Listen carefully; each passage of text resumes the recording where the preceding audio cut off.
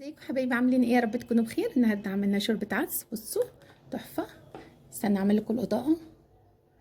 بصوا خطيره، شوربه عدس خطيره. ده كوبايتين عدس. شوفوا عملوا كميه كبيره ازاي. تعالوا نشوف الطريقه ونشوف المقادير وعملنا العدس اللذيذ ده ازاي. معايا العدس بتاعنا ده عدس اصفر يا بنات.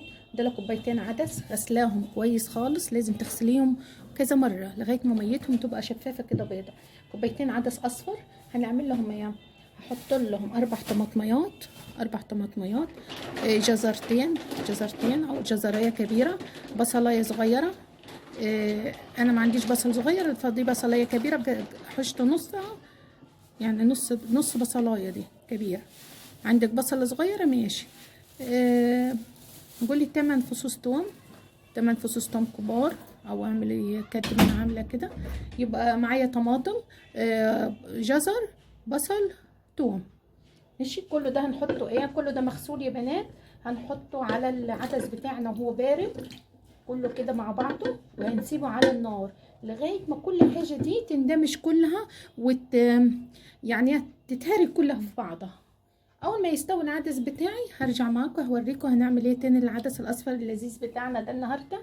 بصوا هتاكلوا احلى شوربه عدس. يبقى حطينا لها جزر وطماطم وبصل وتوم. فظيع. كوبايتين عدس يا بنات، بس لازم العدس بتاعنا يتغسل كويس. هحطهم على النار، واول ما يستوي العدس بتاعي لو احتاج ميه تاني هحط له لغايه ما كله ده يتهري خالص، وهوريكم في الاخر هنعمل ايه.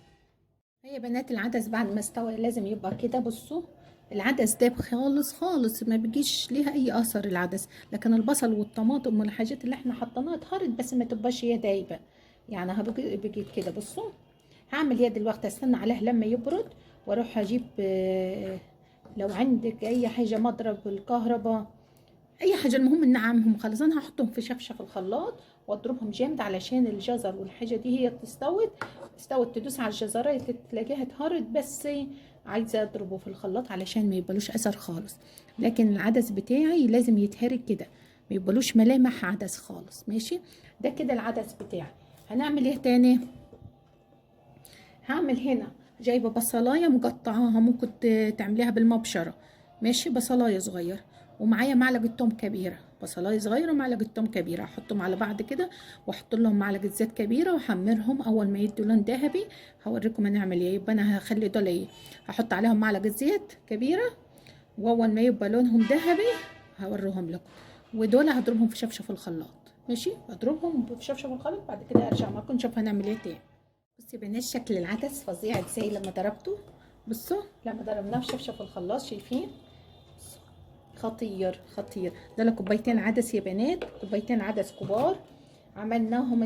عملناهم بصوا طريقه فظيعه. شايفين شكل العدس؟ ادي الطماطم والجزر وكل حاجه اتخلطت بقت فظيعه. لازم نضرب في شفشف الخلاط يبقى زي الكريم كده. بصوا فظيع. هعمل ايه دلوقتي؟ هعمل البصله والثومه على النار، وهنيجي نحطهم على العدس بتاعنا.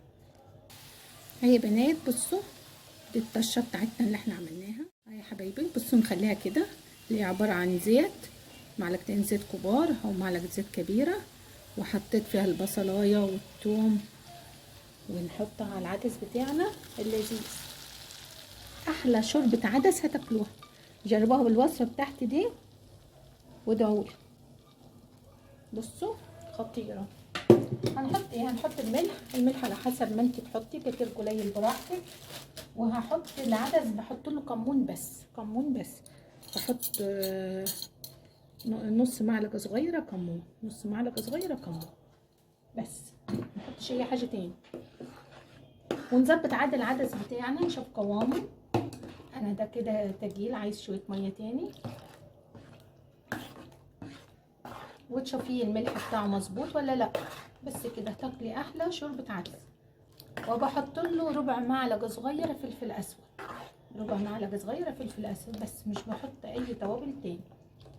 بس انا كده قوام العدس بتاعي بيبقى مظبوط. شايفين كوبايتين عدس عملوا لي كميه حلوه ازاي.